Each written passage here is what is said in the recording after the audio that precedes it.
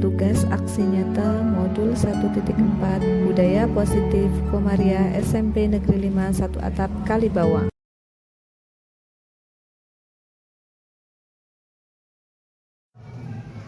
Bismillahirrahmanirrahim. Assalamualaikum warahmatullahi wabarakatuh. Yang terhormat Kepala SMP Negeri 5 Satu Atap Kalibawang, yang saya hormati Bapak Ibu Guru beserta staf dan karyawan SMP Negeri 5 Satu Atap Kalibawang. Pertama-tama marilah kita panjatkan puji syukur kehadirat Allah Subhanahu wa Ta'ala yang telah memberikan rahmat hidayah serta inayahnya kepada kita semua, sehingga pada kesempatan hari ini kita bisa menghadiri acara diseminasi budaya positif tanpa ada halangan suatu apapun. Salawat serta salam semoga selalu tercurahkan kepada Nabi Agung Muhammad Sallallahu Alaihi Wasallam yang kita nantikan mahfirahnya di dunia hingga di akhirat kelak. Selanjutnya, saya di sini sebagai pembawa acara akan membacakan susunan acara pada hari ini. Yang pertama, pembukaan. Yang kedua, sambutan Kepala Sekolah SMP Negeri 5 Satu Atap Kalibawang atau yang mewakili. Yang ketiga, inti dari acara hari ini yaitu diseminasi budaya positif, dan yang keempat adalah penutup. Mari Bapak Ibu, untuk membuka acara pada hari ini kita membaca basmalah bersama-sama. Bismillahirrahmanirrahim. Semoga dengan membaca basmalah tadi acara diseminasi budaya positif hari ini berjalan dengan lancar. Acara yang kedua adalah sambutan dari Kepala Sekolah SMP Negeri 5 Satu Atap Kalibawang yang hari ini akan diwakili oleh Bapak Faizul, Sarjana Pendidikan. Kepada Pak Faizul disilahkan.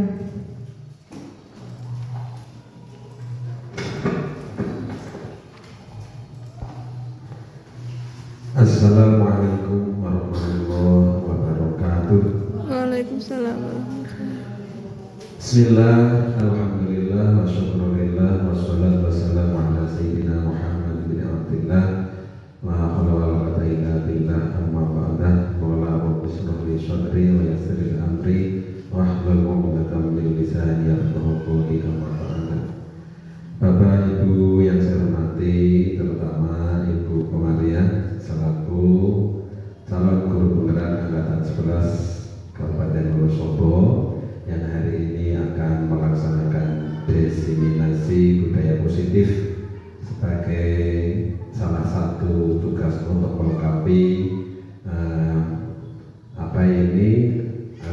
di program di calon guru penggerak ini yang saya hormati. Semuanya Bapak Ibu yang saya hormati, alhamdulillah pada siang hari ini kita semua bisa bertemu dengan tidak ada halangan suatu apapun. Mudah-mudahan pertemuan kita pada siang hari ini membawakan manfaat barokah untuk kita semua, terutama peningkatan kompetensi untuk kita semua dan manfaat untuk anak didik kita. Kedua kalinya salawat salam kami sanjungkan kepada junjungan kita Nabi besar Nabi Muhammad Sallallahu Alaihi Wasallam yang kita harapkan syafaatnya baik dunia maupun di akhirat. Yang ketiga kalinya, mohon maaf saya mewakili dari Ibu Kepala Sekolah yang hari ini masih di Solo dalam kegiatan apa Bu?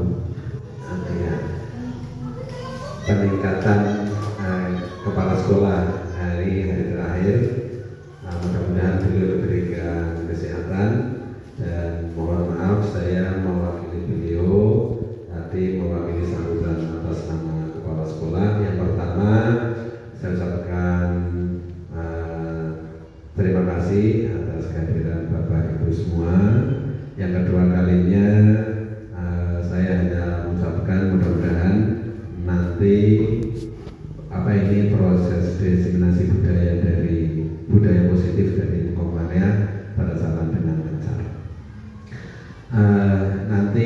mari kita ikuti dan kita nikmati saja diseminasi budaya positif dari Ibu Komaria. Semoga nanti bisa kita pahami bersama ya. Saya kira itu kepada Ibu Komaria, selamat nanti menjalankan ini diseminasi positif ya. Dari kami mewakili Ibu Kepala Sekolah, mohon maaf dan saya cukup sekian. Terima kasih. Wassalamualaikum warahmatullahi wabarakatuh. Terima kasih Pak Faizu atas sambutannya. Bapak Ibu yang hadir pada hari ini, acara selanjutnya adalah acara inti, yaitu diseminasi budaya positif dari Bu Komaria SMP Negeri 5 1 Atap Kalibawang, CGP Angkatan 11 Kabupaten Wonosobo. Kepada Bu Komaria disilahkan.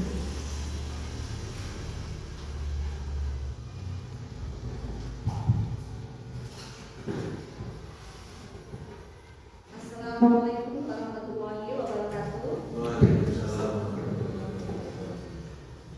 Yang terhormat Kepala SMP Negeri 5 1 Atap Kalibawang, yang saya hormati Bapak Ibu Guru beserta staf tata usaha SMP Negeri 5 1 Atap Kalibawang, tak lupa anak-anak semua.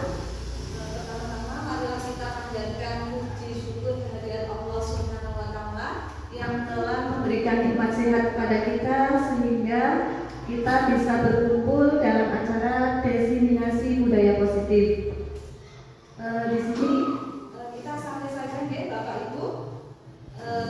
Saya akan memberikan materi, kita sharing diskusi tentang diseminasi budaya positif.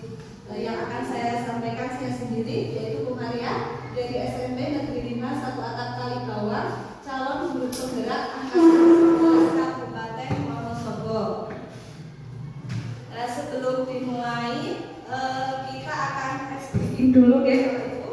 Coba ini kita lihat konsentrasi dari Bapak Ibu. Nah, Bapak Ibu bisa menyebutkan tulisannya, bukan warnanya, tapi tulisannya, ya. Ya, jadi ini mengetes konsentrasi Bapak Ibu guru semua. Coba kira-kira tulisannya bisa minta tolong dari Pak Fajar ya. Nah, Pak Fajar kira-kira bisa disebutkan? Ya, tulisannya konsentrasi.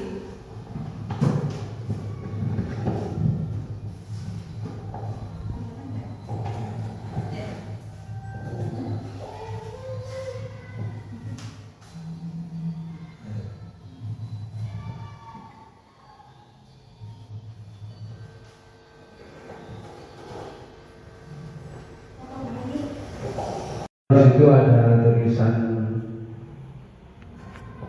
hijau, merah, biru, dan kuning. Ya, terima kasih. Betul atau salah Bapak Ibu semuanya? Ya, jadi kita mengetes konsentrasi ya, bukan warna tulisannya, tapi tulisannya. Ya. Yang pertama adalah hijau, merah, biru, kuning. Coba yang kedua Bu Asep. Nah, yang kedua coba Pak Ahmad Faiz. Apanya Bu? Ya, tulisannya. Tulisannya apa warnanya Bu? Tulisannya dari yang paling sebelah kiri, tulisannya berbunyi kuning, terus biru, terus merah, terus putih. Semuanya ya Bapak Ibu. Ya, jadi ada kuning, biru, merah, putih. Oke. Bisa kita lanjutkan. Nah, ini ada pertanyaan pemantik ya Bapak Ibu. Nanti bisa dijawab setuju atau tidak setuju. Hukuman dapat mendisiplinkan anak. Kira-kira setuju atau tidak setuju Bapak Ibu? Setuju? Kemudian yang kedua, pemberian dengan dengan hal positif seperti membaca atau membersihkan halaman sekolah dapat meningkatkan disiplin anak. Setuju atau tidak setuju Bapak Ibu? Bu Yuni setuju? Ya, alasannya apa Bu Yuni?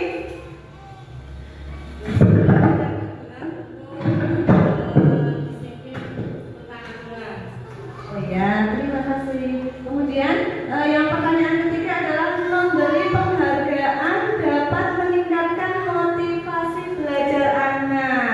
Kira-kira bagaimana Bu Aca? Setuju atau tidak setuju? Setuju ya. Nah, jadi kira-kira ketika kita menerapkan hukuman atau memberikan hadiah, itu kira-kira sebetulnya boleh atau tidak Bapak Ibu? Boleh atau tidak Bapak Ibu? Boleh. Ya, sebetulnya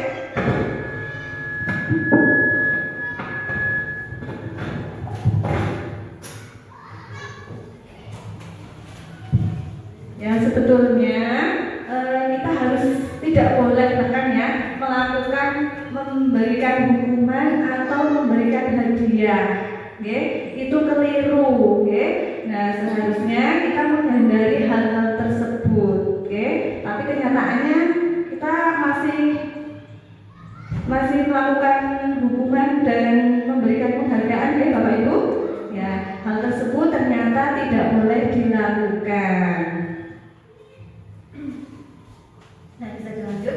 Nah, apa itu budaya positif Bapak Ibu? Ada yang tahu apa itu budaya positif? Ada yang tahu Bapak Ibu apa itu budaya positif? Apa Pak Fajar? Oh, hal-hal yang positif ya.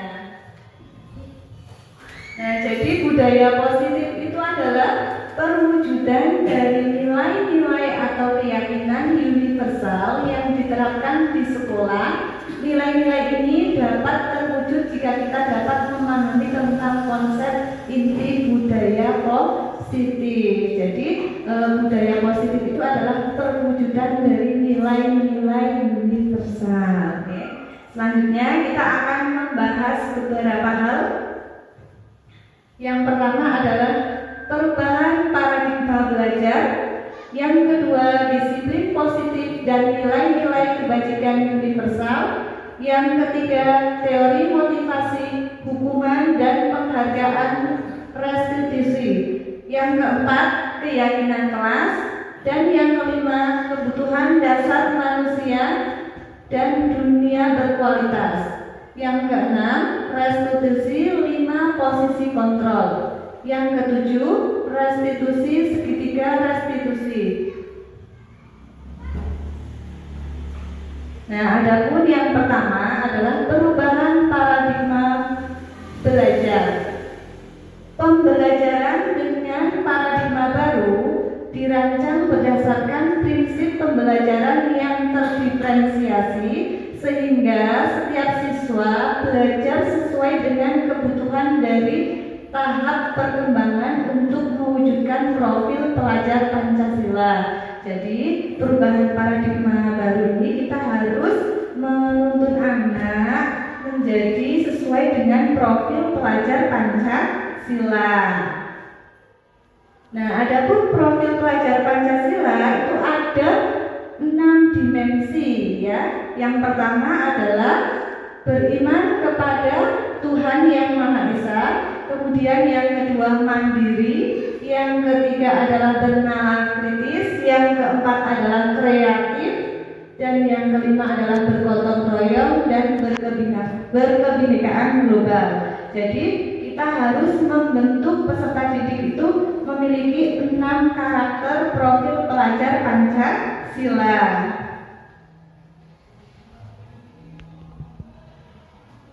Adapun perubahan paradigma belajar menurut filosofis Ki Hajar Dewantara, pendidikan bertujuan untuk menuntun segala kodrat yang ada pada murid agar mereka dapat mencapai keselamatan dan kebahagiaan yang setinggi-tingginya, baik sebagai manusia maupun sebagai anggota masyarakat.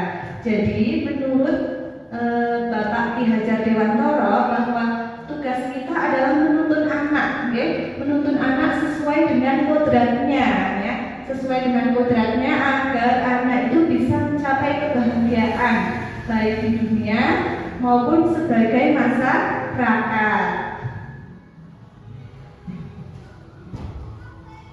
Nah, perubahan paradigma belajar menurut Ki Hajar Dewantoro, pendidikan itu ibarat petani, Bapak Ibu, oke? Nah, petani, kita guru itu diumpamakan sebagai seorang petani, yang mana petani itu tugasnya itu adalah menuntun tumbuh kembangnya padi, oke? Yang mana kita petani itu hanya bisa memperbaiki kondisi tanah, kemudian memelihara tanaman, kemudian memberi pupuk dan air, serta membasmi ulat-ulat atau jamur yang mengganggu hidup tanaman padi. Meskipun pertumbuhan tanaman padi dapat diperbaiki, tetapi ia tidak dapat mengganti kodratnya padi. Artinya kita hanya bisa menuntun tumbuhnya padi, tidak mungkin menuntun tumbuhnya padi menjadi jagung. Jadi kita ini sebagai guru itu harus menuntun anak. Anak itu sudah punya potensinya masing-masing, okay? Nah, jadi kita harus menuntun anak untuk mencapai potensinya masing-masing sehingga anak itu bisa tercapai, tujuannya itu bisa tercapai. Kita tidak bisa mengubah anak yang pintar A harus A, ibaratnya seperti tanaman padi, kita tidak mungkin merawat tanaman padi menjadi jagung, Bapak Ibu. Nah, coba Bapak Ibu guru bisa salah satu menggenggam tangannya, kemudian nanti yang salah satunya itu bisa merayu. Coba misalnya Pak Fajar yang menggenggam tangannya, kemudian Pak Fahyun yang merayu agar Pak Fajar itu mau membuka genggaman tangannya. Coba seperti Bu Yuni dan Bu Ada misalnya, nanti Bu Yuni yang menggenggam, kemudian Bu Ada merayu agar Bu Yuni itu mau membuka genggamannya, dirayu.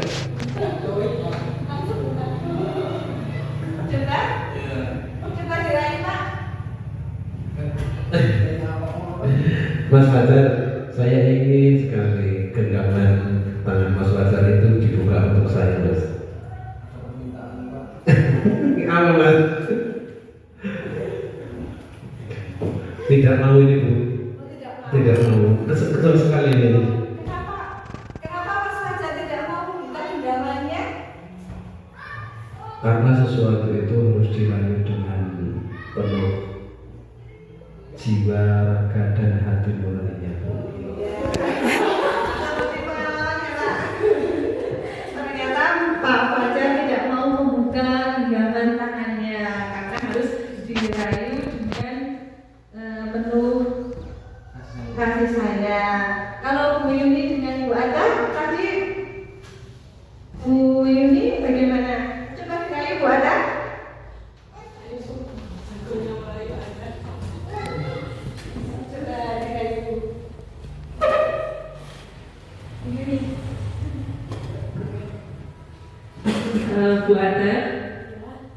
Bu Ada kan sedang menggenggam sesuatu.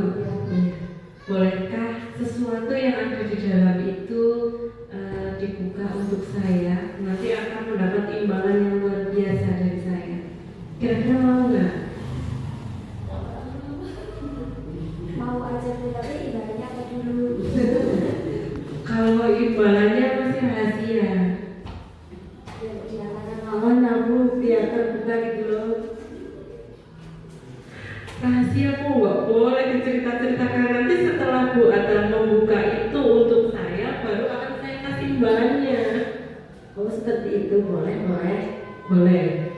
Oh, ternyata isinya luar biasa. Terima kasih, tepuk tangan buat semuanya. Ya, terima kasih dari Bu Ada dan Bu Yuni, Pak Fahyun sama Mas Fajar. Nah, tadi ternyata dari Pak Faizun dan Mas Fajar itu menggenggam tangannya. Pak Faizun mencoba merayu Pak Fajar dengan berbagai cara, tetapi Pak Fajar itu tidak mau membuka tangannya. Karena apa? Sesuatu yang berharga itu harus dijaga, diperjuangkan. Bapak Ibu bisa. Nah, karena itu kita lanjutkan, yaitu teori kontrol. Nah, teori kontrol adalah teori yang mempelajari teknik dan strategi untuk mengatur tingkah laku manusia. Nah, adapun paparan menurut Dr. William Glasser dalam kontrol teori untuk meluruskan beberapa miskonsepsi tentang teori kontrol. Yang pertama, ternyata itu hanya ilusi Bapak Ibu guru. Nah, ilusi guru itu mengontrol murid, ternyata itu cuma ilusi. Kemudian yang kedua, ilusi bahwa semua penguatan positif, efektif dan bermanfaat. Yang ketiga, ilusi bahwa kritik dan membuat orang merasa bersalah dapat menguatkan karakter. Yang keempat, ilusi bahwa orang dewasa memiliki hak untuk memaksa. Semua itu hanya ilusi, Nah, adapun perubahan paradigma belajar, yang pertama itu ada stimulus respon dan teori kontrol.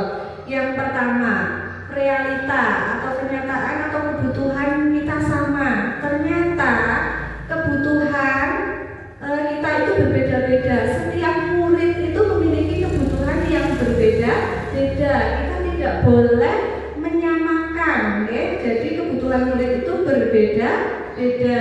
Kemudian yang kedua, semua orang melihat yang hal sama.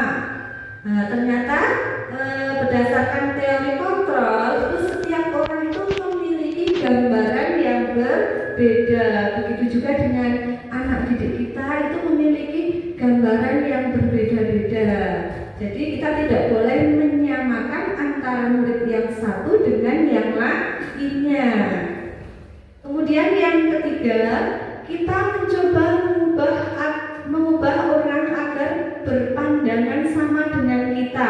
Nah, itu ternyata kita tidak bisa, itu hanya ilusi kita saja yang bisa kita itu harus memahami orang lain tentang dunia, Nah, kita tidak boleh mengubah pandangan orang sama dengan kita, tapi kita harus memahami orang lain, pandangan orang lain. Kemudian yang keempat adalah perilaku buruk dilihat sebagai suatu kesalahan, Nah, biasanya ketika kita melihat anak didik kita melakukan kesalahan, langsung dijustifikasi bahwa perilaku itu buruk. Nah, ternyata semua perilaku itu memiliki tujuan, Kemudian yang selanjutnya, orang lain itu bisa mengontrol saya. Nah, itu hanya ilusi, Yang hanya bisa mengontrol itu hanyalah diri kita sendiri, Kemudian saya bisa mengontrol orang lain, itu juga hanya ilusi. Kita tidak bisa mengontrol murid kita, Bapak Ibu. Tapi kita tidak bisa mengontrol murid kita, Yang bisa mengontrol itu hanya diri kita sendiri. Kemudian pemaksaan ada pada saat bujukan gagal. Nah, ternyata kita bisa melakukan dengan kolaborasi dan konsensus menciptakan pilihan-pilihan baru. Kemudian model berpikir menang atau kalah. Nah, tetapi kita dalam teori kontrol kita harus berpikir model berpikir menang dan menang. Nah, apa tadi itu budaya positif? Nah, ternyata budaya positif sekolah adalah nilai-nilai positif yang diterapkan di sekolah untuk menumbuhkan motivasi intrinsik pada diri murid yang bertanggung jawab dan berbudi pekerti yang luhur sehingga terwujud profil pelajar Pancasila. Adapun budaya positif di sekolah akan membantu pencapaian visi. Jadi dengan adanya budaya positif, kita bisa mencapai visi sekolah untuk mewujudkan visi sekolah sehingga nanti sekolah itu akan menjadi berkualitas sesuai dengan tujuannya.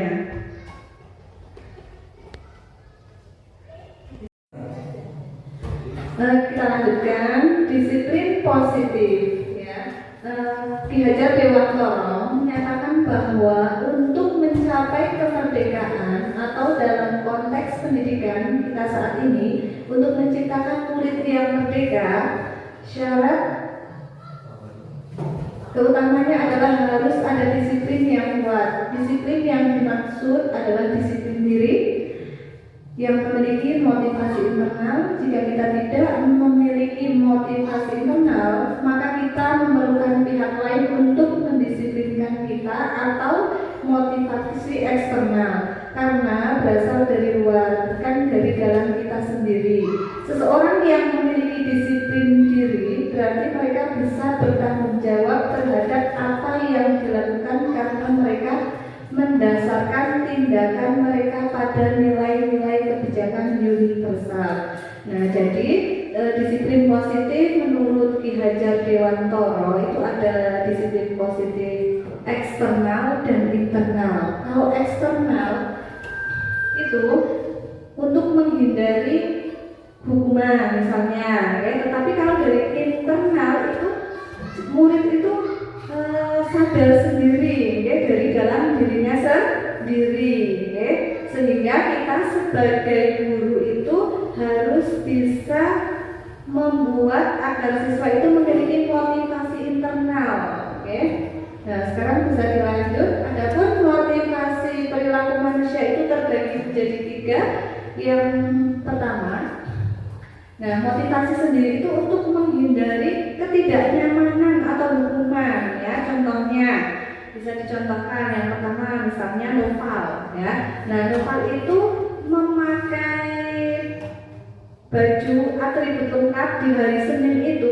Nah, itu karena menghindari hukuman agar tidak maju dihukum di depan. Nah, itu termasuk untuk menghindari ketidaknyamanan atau hukuman. Kemudian yang kedua, untuk mendapatkan imbalan atau penghargaan. Misalnya novel itu kan biasanya berpakaian tidak rapi, ya. Tapi ketika hari Senin, novel itu memakai pakaian rapi, nah, agar dipuji oleh bapak ibu guru. Nah, itu termasuk agar novel itu melakukan hal tersebut karena ingin mendapatkan penghargaan atau pujian. Nah, oleh karena itu kita sebagai guru kita harus mampu memotivasi siswa dari dalam dirinya, ya, untuk menjadikan orang yang mereka inginkan dan menghargai dirinya sendiri dengan nilai-nilai yang mereka percaya. Jadi misalnya lokal memakai pakaian lengkap pada hari Senin, atribut lengkap, ya memang karena sudah aturannya kalau hari Senin itu harus pakai dasi, harus pakai topi, dan memakai sepatu hitam karena sudah aturannya, dan menyadari hal tersebut dari dalam dirinya sendiri, bukan karena menghindari hukuman ataupun karena ingin mendapatkan penghargaan dari bapak ibu guru. Nah, dihukum oleh penghargaan. Dihukum oleh penghargaan itu ternyata ada pengaruh jangka pendek dan jangka panjang. Yang pertama, itu bisa menghilangkan motivasi dalam dirinya Bapak Ibu. Kemudian, jika kita mendapatkan penghargaan untuk melakukan sesuatu yang baik, maka selain kita senantiasa berharap untuk mendapatkan penghargaan tersebut, kita pun menjadi tidak menyadari tindakan baik yang kita lakukan. Jadi ada pengaruhnya, ya, pengaruh jangka pendek dan jangka panjang. Yang pertama itu adalah menghilangkan motivasi dari dalam dirinya. Kemudian yang kedua adalah penghargaan itu bisa merusak hubungan. Misalnya di kelas Destri dan Al-Azhar ya. Nah, karena adanya penghargaan nanti yang bisa mengerjakan dengan cepat maka berguru kasih hadiah atau penghargaan. Nah, kebetulan misalnya Destri dulu, nah nanti otomatis akan merusak hubungan sehingga Al-Zahra itu nanti akan terasa dirinya itu kalah. Nah, sehingga hubungan pertemanan itu nanti bisa merusak. Kemudian penghargaan itu bisa menurunkan kualitas ya Bapak Ibu. Ternyata dengan kita memberikan hadiah, nah misalnya nanti yang bisa mengerjakan dengan baik akan saya kasih hadiah. Nah, tetapi apabila dengan tidak ada hadiah, nah otomatis siswa itu akan mengerjakan seadanya, ya. Nah, kemudian dengan penghargaan itu bisa mematikan kreativitas, ya. Ya, sama misalnya akan mengerjakan dengan seadanya kalau tanpa ada hadiahnya atau penghargaannya. Kemudian penghargaan itu menghukum. Jika suatu penghargaan diharapkan namun anak tidak mendapatkannya, Anda akan merasa dihukum, oke? Ya, misalnya yang tidak bisa mengerjakan, nah nanti tidak bisa mengerjakan soal 10, nanti maju ke depan. Nah, itu nanti akan merasa mendapatkan hukuman. Nah, oleh karena itu kita harus memotivasi dalam diri anak, oke? Yaitu dengan ketika anak senang dengan apa yang ia capai selama ini adalah sebenarnya. Jadi kita harus memotivasi dari dalam melakukan mengerjakan tugas dan melakukan apapun itu dari dalam dirinya sendiri, bukan karena ingin menghindari hukuman atau mendapatkan penghargaan. Kita lanjut, yaitu adalah keyakinan kelas. Bapak tahu, Bapak Ibu guru tahu apa itu keyakinan kelas? Keyakinan kelas itu adalah ketetapan atau peraturan kelas yang telah disepakati dan dijelaskan bersama apa dampak yang akan diterima bila kesepakatan tersebut dilanggar.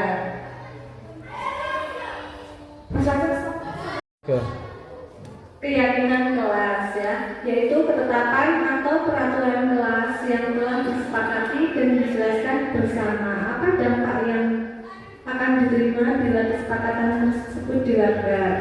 Nah, jadi kita itu harus membuat keyakinan kelas dulu ya Bapak Ibu dulu bersama dengan peserta didik. Nah, adapun pembentukan keyakinan kelas, yang pertama adalah keyakinan kelas itu bersifat lebih abstrak daripada peraturan yang lebih rinci dan konkret. Kemudian yang kedua, keyakinan kelas itu berupa pernyataan universal. Yang ketiga, pernyataan keyakinan kelas senantiasa dibuat dalam bentuk positif. Yang keempat, keyakinan kelas itu hendaknya tidak terlalu banyak sehingga mudah diingat dan dipahami oleh semua warga sekolah. Yang kelima, keyakinan kelas sebaiknya sesuatu yang dapat diterapkan di lingkungan tersebut. Yang keenam, semua warga kelas hendaknya ikut berkontribusi dalam pembuatan keyakinan kelas lewat kegiatan curah pendapat. Yang ketujuh, bersedia meninjau kembali keyakinan kelas dari waktu ke waktu. Jadi kita akan membuat keyakinan kelas. Yang pertama, keyakinan kelas itu harus bersifat abstrak. Kedua, berupa pernyataan-pernyataan. Kemudian yang ketiga itu harus dibuat dalam bentuk kalimat positif. Kalimatnya yang keempat itu tidak terlalu banyak sehingga mudah diingat oleh semua warga kelas. Sebaiknya keyakinan kelas itu adalah sesuatu yang mudah diterapkan, ya, misalnya datang tepat waktu. Nah, kita kan akan mudah mengingat, itu adalah kalimat positif. Kemudian yang ketujuh, bersedia meninjau kembali keyakinan kelas dari waktu ke waktu. Mengapa harus harus keyakinan kelas bukan peraturan kelas, Bapak Ibu? Ada yang tahu? Mengapa harus keyakinan kelas bukan peraturan kelas? Ada yang bisa berpendapat? Kenapa harus keyakinan kelas bukan peraturan kelas saja, Bapak Ibu?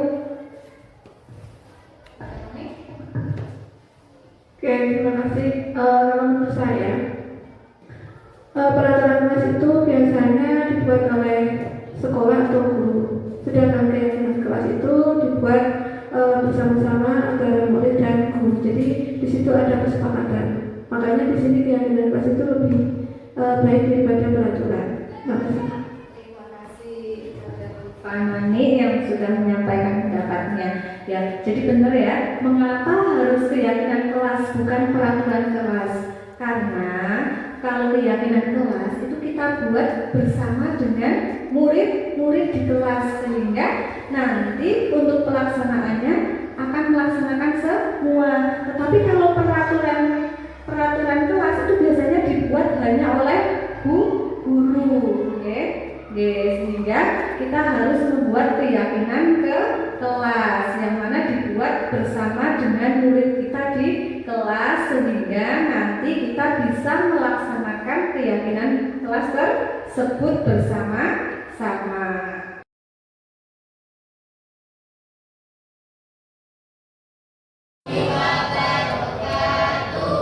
Selamat pagi anak-anak semua.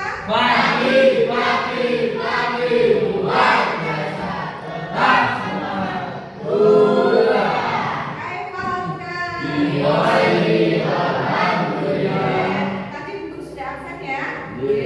Nah, sekarang kita akan sebelum pembelajaran dimulai, kita akan membuat kesepakatan ke kelas ya. Nah, tentunya kalian punya kelas impian. Punya kelas impian? Punya ya. Punya kelas impian ya? Ya, kelas impian. Jadi kira-kira kalian itu punya kelas impian yang seperti apa? Misalnya kelas yang pusing ya.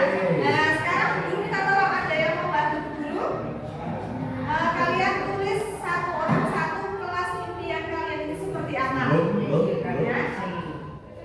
Benar. Satu aja, setiap orang satu ya. Kelas impian. Oh, kelas impian. Kelas impian. Kelas impian. Jadi tentunya kalian punya kelas impian, tulis satu saja. Kalian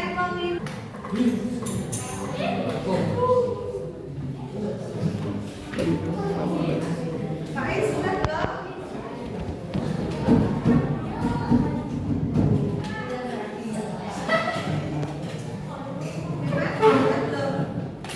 Oke, kalau yang sudah bisa kembali.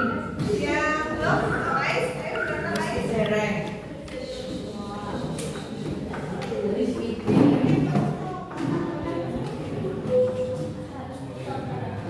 Sudah semuanya ya? Oke, kalau sudah kita memang ya sekalian. Kamu coba Faiz, kamu baca salah satu. Ada kelas impian dari teman kamu, bacakan satu saja. Saya ingin belajar menggunakan komputer. Oh, saya ingin belajar menggunakan komputer ya. Ya, boleh. Berarti pembelajarannya itu menggunakan IT ya. Ya, oke. Bisa dituliskan. Pamela tuliskan. Jadi kesepakatan Mas kita dalam pembelajarannya itu menggunakan IT. Dalam pembelajaran menggunakan IT. Oke, boleh. Ya, jadi kesepakatan kelas yang pertama nanti bisa dicatat ulang.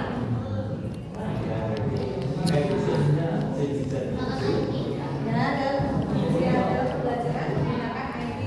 Kemudian kesepakatan kelas yang kedua. Coba dari Z dibaca. Z.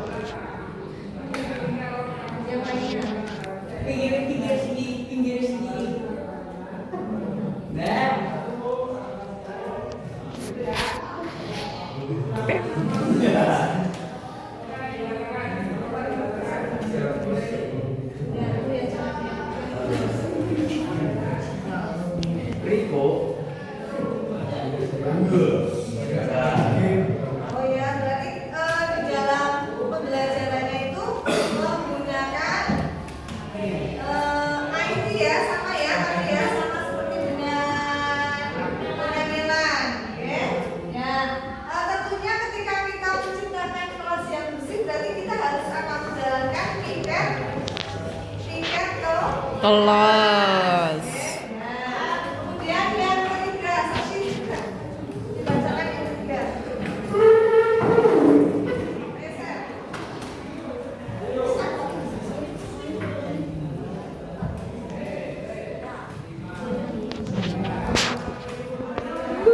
Selno.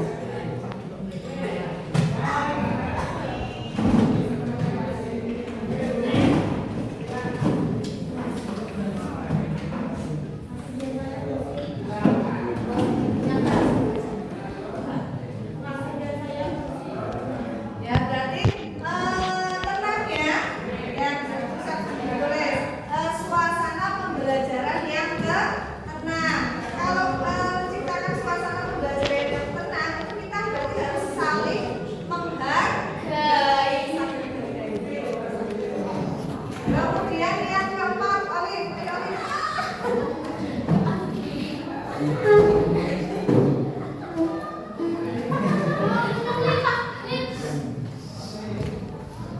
Pri senyum pri. Ya, baca.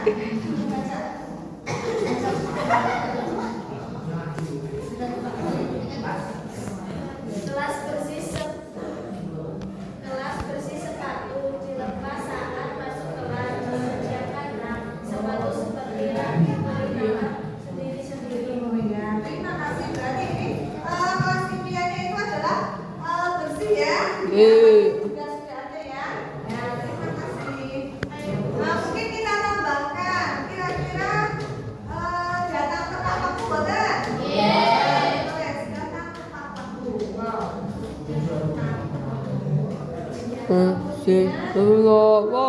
Nah, ini suasana pembelajaran Oh, pri. yang tenang ya.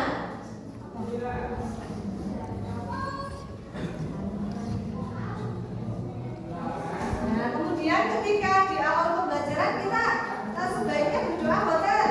Berdoa. Nah, berdoa dan membaca Asmaul. Husna.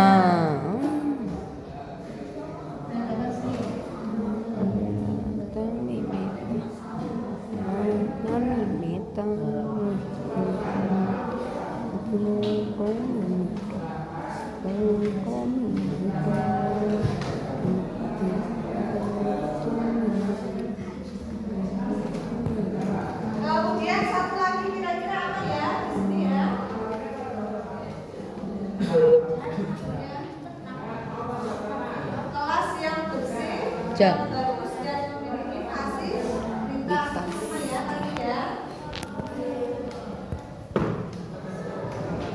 Satu lagi berarti adalah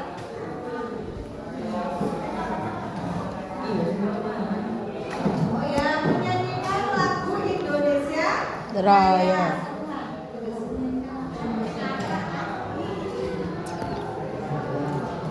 Menyanyikan lagu Indonesia Raya.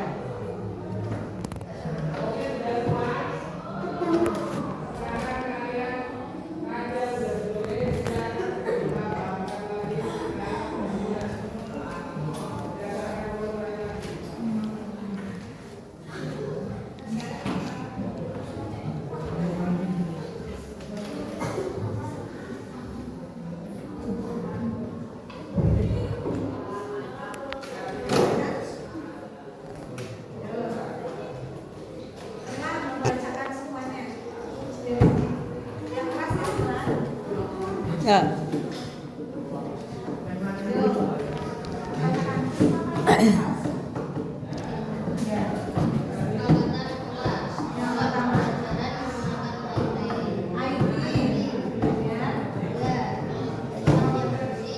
Kelas yang bersih. Berarti kelas yang bersih tentunya dengan melaksanakan piket ke kelas. Ya, datang tepat waktu. Kemudian yang keempat, ya berdoa sebelum dan sesudah pembelajaran dan membaca Asmaul Husna pada awal pembelajaran.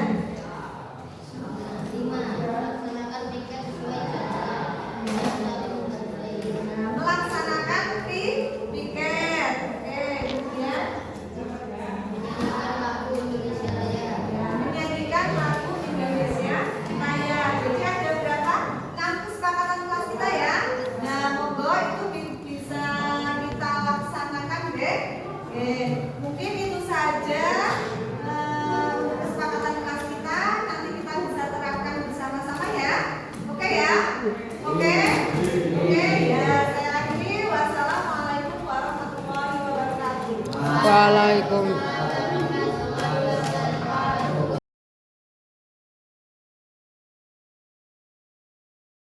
Memiliki aturan menggunakan helm saat mengendarai roda 2. Kira-kira apa Bapak Ibu Guru? Kenapa ketika kita menggunakan sepeda motor kita harus menggunakan helm? Karena apa? Ini Supaya selamat ketika kita mengalami sesuatu yang tidak diinginkannya. Terima kasih. Kenapa ya Bapak Ibu Guru kita harus memiliki aturan menggunakan helm saat mengendarai roda 2? Yang pertama, tentunya kita menggunakan helm itu kan untuk keselamatan kita sendiri. Selain itu kan juga memang apa? Aturan dari lalu lintas ya. Ya. Nah, jadi yang pertama kita bisa menggunakan helm itu untuk keselamatan kita sendiri ya. Nah, ini ada nilai kebajikan universal. Nilai-nilai kebajikan adalah sifat-sifat positif manusia yang merupakan tujuan mulia yang ingin dicapai setiap individu. Nah, ini ada banyak sekali ya. Contoh-contoh nilai kebajikan universal. Yang pertama adalah peduli, kemudian rajin, integritas, rasa hormat, keterusterangan, keberanian, kebahagiaan, tanggung jawab, kebersihan, kesantunan, keadilan, pengabdian, komitmen, kreatif, baik hati, bijaksana, belas kasih, semangat, kesetiaan, bersyukur, percaya diri, kedermawan, berprinsip, toleransi, dan lain sebagainya. Okay? Nanti bisa sambil dibaca sama Bapak Ibu guru. Okay? Nah, ini ada, coba Bapak Ibu bisa tentukan nilai kebajikan dari peraturan yang telah ada. Yang pertama, hadir di sekolah 15 menit sebelum pembelajaran. Kira-kira nilai kebajikannya apa Bapak Ibu?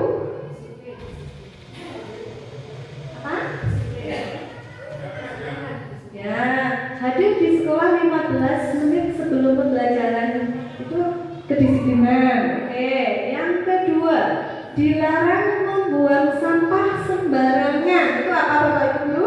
Nilai kebajikannya apa? Kebersihan. Oke, yang ketiga, gunakan masker. Nah, nilai kebajikannya adalah kesehatan. Yang keempat, kembalikan barang ke tempatnya. Nilai kebajikannya apa Bapak Ibu? Tanggung jawab. Dilarang mengganggu orang lain. Menghormati. Ya, coba kita lihat jawabannya ya. Jadi hadir di sekolah 15 menit sebelum pembelajaran itu nilai kebajikannya adalah kedisiplinan. Kemudian yang kedua, dilarang membuang sampah sembarangan. Berarti nilai kebajikannya itu adalah kebersihan. Gunakan masker, itu nilai kebajikannya adalah kesehatan. Kembalikan barang ke tempatnya, nilai kebajikannya tanggung jawab. Yang kelima, dilarang mengganggu orang lain, berarti saling menghormati. Mas, stop ini Mas.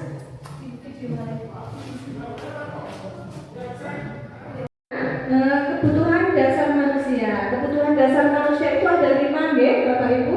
Yang pertama adalah kebutuhan bertahan hidup, yaitu contohnya makan, pakaian, oke. Kemudian kebutuhan kasih sayang dan rasa diterima. Kemudian yang ketiga, kebutuhan penguasaan. Maksudnya itu adalah pengakuan atas kemampuannya. Yang keempat, kebutuhan kebebasan, kebutuhan akan pilihan. Yang kelima, kebutuhan kesenangan, yaitu kebutuhan untuk melakukan hal yang disenangi. Jadi ada 5 kebutuhan dasar manusia, ya. Ada kebutuhan bertahan hidup, kebutuhan kasih sayang, dan kebutuhan penguasaan, dan kebutuhan kebebasan, dan kebutuhan kesenangan. Nah, ini ada contoh kebutuhan dasar manusia. Bu Fanani adalah guru mapel bahasa Inggris sekaligus wali kelas 9. Sedang bingung menghadapi ulah salah satu murid di kelasnya, yaitu yang bernama Noval.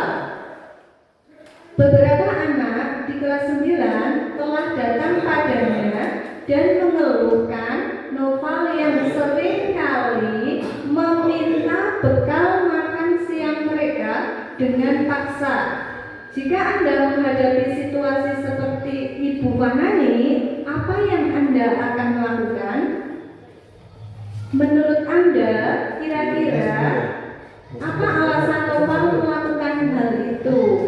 Nah, ada yang bisa berpendapat, Bapak Ibu? Bu Yuni?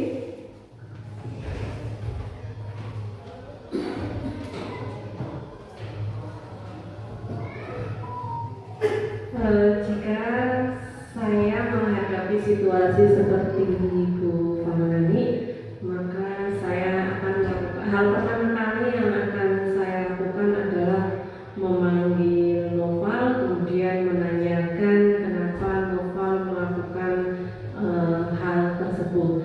Kemudian untuk menurut Anda, kira-kira apa alasan Noval melakukan hal itu? Cepat Bu Asih, slide-nya ya. Mungkin bisa jadi sudah itu Bu. Ya, bisa jadi Noval itu apa namanya? Ya, bisa jadi kebutuhan kasih sayang dan rasa diterima. Mungkin karena di rumah kurang kasih sayang dari orang tuanya, sehingga di sekolah melakukan ulah supaya diperhatikan oleh temannya. Tapi bisa jadi juga itu merupakan kebutuhan bertahan hidup. Barangkali di rumah mungkin ibunya kurang memperhatikan, sehingga setiap pagi tidak dibekali dengan sarapan, itu juga bisa. Jadi lebih tepatnya langsung ditanyakan ke anaknya Bu. Terima kasih. Terima kasih kepada Bu Yuni yang sudah menyampaikan pendapatnya. Ya, jadi ini ada sebuah kasus ya, bahwa Noval ini salah satu murid kelas 9, okay? Nah, dia itu di kelas itu selalu meminta jajan temannya secara paksa. Berarti bisa kita lihat kira-kira Noval itu melakukan hal tersebut itu karena apa, Bapak Ibu? Tadi yang disampaikan Bu Yuni sudah benar ya, karena berarti Noval itu karena lapar, okay? Jadi kita bisa lihat lagi bahwa kebutuhan dasar manusia tadi kan ada 5 ya, berarti Noval itu memerlukan kebutuhan dasar bertahan hidup. Noval meminta jajan temannya itu secara paksa itu karena dia itu lapar, okay? Nah, oleh karena itu kita tuh harus mencari tahu alasan anak-anak kenapa melakukan hal tersebut. Ternyata ada kebutuhan dasar yang tidak terpenuhi, okay? Ya, bisa dilanjut, okay? Dunia berkualitas. Dunia berkualitas adalah tempat khusus dalam pikiran, tempat Anda menyimpan gambaran representasi dari semua yang Anda inginkan. Bisa berisi orang-orang, hal dan apa saja yang terbaik dalam hidup Anda dan membuat Anda merasa bahagia dan terpenuhi kebutuhan dasar Anda. Kebutuhan dasar bersifat lebih umum dan universal, sedangkan dunia berkualitas lebih unik dan personal. Orang, tempat, benda, nilai-nilai, dan kepercayaan yang penting bagi Anda akan termasuk di sana. Untuk masuk ke dunia berkualitas, syaratnya adalah bahwa sesuatu itu harus terasa sangat baik bagi Anda dan memahami setidaknya suatu atau lebih kebutuhan dasar Anda. Nah, itulah dunia berkualitas.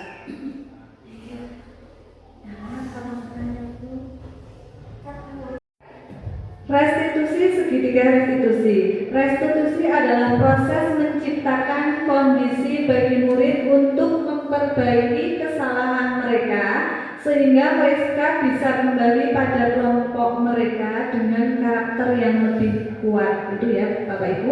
Jadi restitusi itu adalah dengan segitiga restitusi kita itu bisa menciptakan kondisi bagi murid untuk memperbaiki kesalahan mereka sehingga mereka itu bisa kembali pada kelompok mereka dengan karakter yang lebih kuat. Nah, restitusi juga merupakan proses kolaboratif yang mengajarkan murid untuk mencari solusi untuk masalah mereka dan membantu murid berpikir tentang orang seperti apa yang mereka inginkan dan bagaimana mereka harus memperlakukan orang lain. Jadi dengan segitiga restitusi ini kita bisa mengatasi masalah-masalah anak itu dengan berkolaboratif dengan anak tersebut, kemudian kita mencari solusi dari masalah tersebut sehingga murid itu bisa melakukan apa yang mereka inginkan. Nah, ada pun 5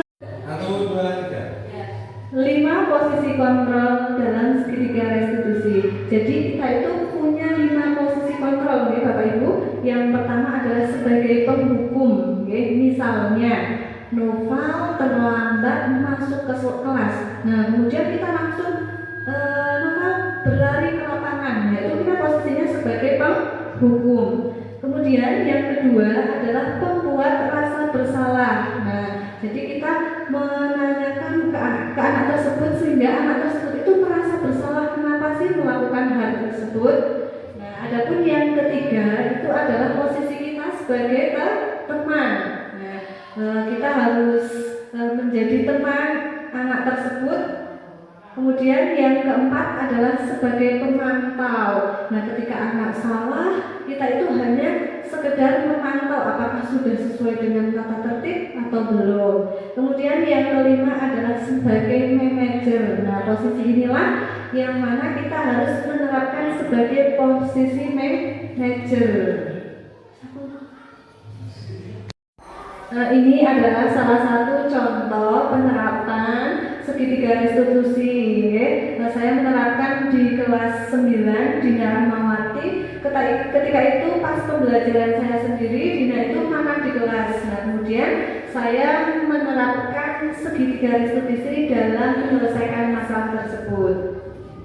Yang pertama adalah menstabilkan identitas. Yang kedua adalah validasi tindakan yang salah. Yang ketiga adalah menanyakan keyakinan kelas. Maka misalkan pembelajaran itu kedua yang salah atau benar. Kedua salah itu tidak apa-apa, itu tahu maka itu ada sesuatu kebutuhan. Ibu juga tahu lapar, pasti akan makan. Tapi kita juga harus tahu kapan kita harus makan. Memangnya kita tadi pagi tidak sarapan. Mengapa kita tidak sarapan? Cuma sarapan, makan di kamar, makan di sekolah. Memangnya kita bangun berapa? Kenapa tidak sempat sarapan? Kita pasti punya alasannya. Setelah Dina bangun, Dina main HP sampai jam. Dina tidak tahu kalau nanti jam 7. Dina buru-buru mandi untuk berangkat ke sekolah. Nah, apa yang Dina lakukan itu benar. Buru-buru berangkat ke sekolah sehingga Dina tidak terlambat sampai di sekolah. Tapi makan di kelas satu pembelajaran itu tidak dihindarkan. Yang ibu mau tanyakan, apakah Dina masih ingat akan menyiapkan kelas yang laki-laki itu sama? Masih Bu, Dina harus menghargai orang lain di sini Ibu. Apakah jika Dina makan di kelas atau pembelajaran sudah menghargai orang lain dan diri sendiri? Belum Bu. Nah, di sini kita tidak mencari siapa yang benar, tapi mari kita bersama-sama mencari solusi agar Dina tidak lagi makan di kelas saat proses pembelajaran. Dina akan makan sebelum pembelajaran dimulai Bu. Kira-kira kapan Dina mulai melakukan hal yang disebutkan tadi? Insya Allah besok Bu. Baik, Ibu harap Dina depannya menjadi lebih baik lagi dan bersama melaksanakan kegiatan kelas yang telah kita buat. Terima kasih Bu, sama-sama ya.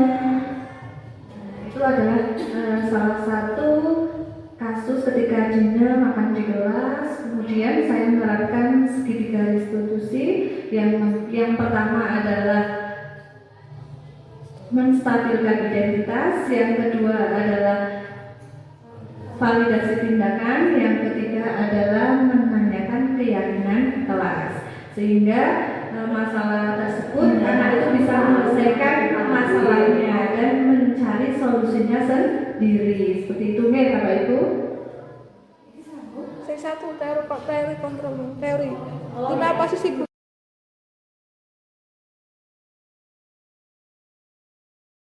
Iya, apa benar kemarin pada hari Selasa jam ke-4 dan ke-5 kamu tidak mengikuti pelajaran matematika? Iya, benar Bu. Kenapa kamu tidak mengikuti pembelajaran matematika? Saya terlambat dan takut dimarahi. Baiklah, menurut kamu apa yang kamu lakukan itu benar atau tidak? Salah Bu, saya minta maaf.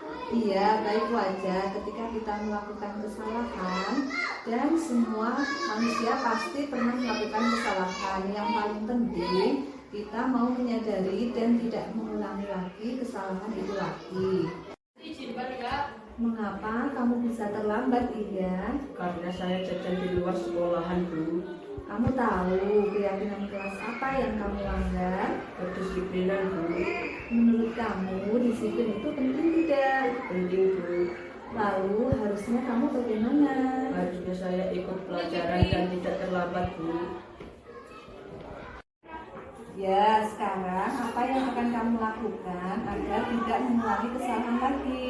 Saya akan memanfaatkan waktu istirahat tepat waktu agar dapat mengikuti pembelajaran dengan baik. Luar biasa.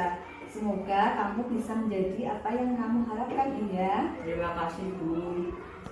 Nah, sekian definisi dari saya tentang budaya positif.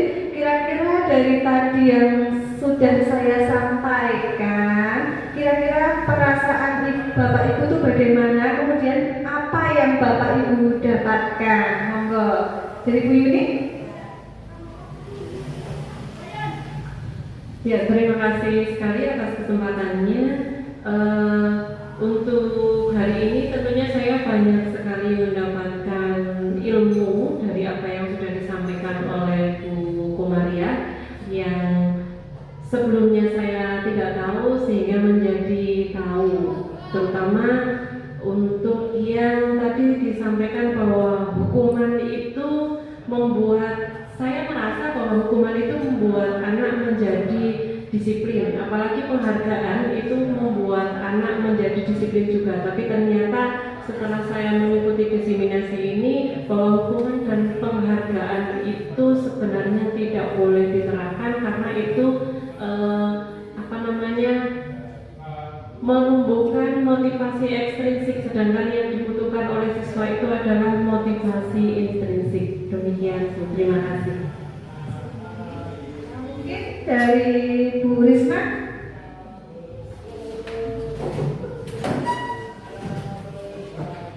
Kira-kira perasaannya bagaimana yang didapatkan apa, Risma?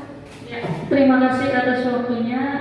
Di sini saya cuma mau menambahkan dari Bu Yuni tadi semuanya sudah benar bahwa kita sebagai pendidik seyogyanya itu berpihak pada siswa. Jadi untuk hukuman itu sangat tidak boleh kalau di sekolah. Itu aja.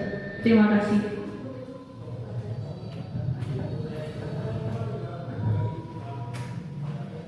Ya, terima kasih dari Bapak Ibu. Benar sekali ya bahwa kita itu harus menghindari hukuman dan penghargaan, ya Bapak Ibu dulu.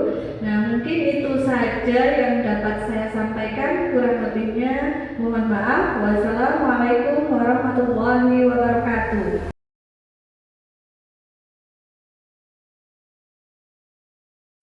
Assalamualaikum warahmatullahi wabarakatuh.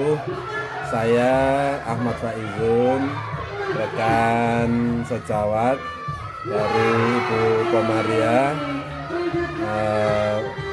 calon peserta guru penggerak angkatan 11 Kabupaten Wonosobo dari SMP Negeri 5 Tatap Kalibawang, ingin menyampaikan umpan balik. Jadi setelah tadi saya mengikuti materi yang disampaikan oleh Bu Komaria, saya menyampaikan beberapa hal. Yang pertama, bahwa dalam penyampaiannya Bu Komaria sudah sangat bagus sekali, sangat rinci menguraikan tentang budaya positif, tentang segitiga restitusi, tentang posisi kontrol guru, dan di situ setelah Bu Komaria menjelaskan dengan sangat detail, dengan sangat teliti, dengan komunikatif, saya menjadi paham dan menjadi membuka sedikit menyadari bahwa selama ini apa yang saya lakukan belum sepenuhnya menjadi posisi kontrol sebagai seorang guru yang tepat. Seperti tadi disampaikan, harusnya seorang guru itu posisi kontrolnya adalah sebagai manajer, tapi setelah tadi dijelaskan oleh Bu Komaria, saya menjadi paham ternyata secara tidak saya sadari posisi kontrol saya kadang menjadi penghukum. Nah, oleh karena itu ini sangat bermanfaat sekali bagi saya dan mudah-mudahan saya bisa mengaplikasikannya. Sekali lagi terima kasih Bu Komaria dan tetap semangat. Sekian, assalamualaikum warahmatullahi wabarakatuh. Assalamualaikum warahmatullahi wabarakatuh. Perkenalkan, saya Fanani, guru di SMP Negeri 51 Atap Kalibawang, rekan sejawat dari Ibu Komariah yang sedang melaksanakan program pendidikan guru penggerak Angkatan 11 Kabupaten Wonosobo. Pada kesempatan ini, saya akan memberi tanggapan terkait dengan diseminasi yang dilakukan oleh Ibu Komariah di sekolah kami. Dari apa yang dipaparkan oleh Bu Komariah, tentunya banyak sekali menginspirasi saya terutama, kemudian memberikan wawasan baru terkait dengan budaya positif yang nantinya bisa diterapkan di sekolah kami.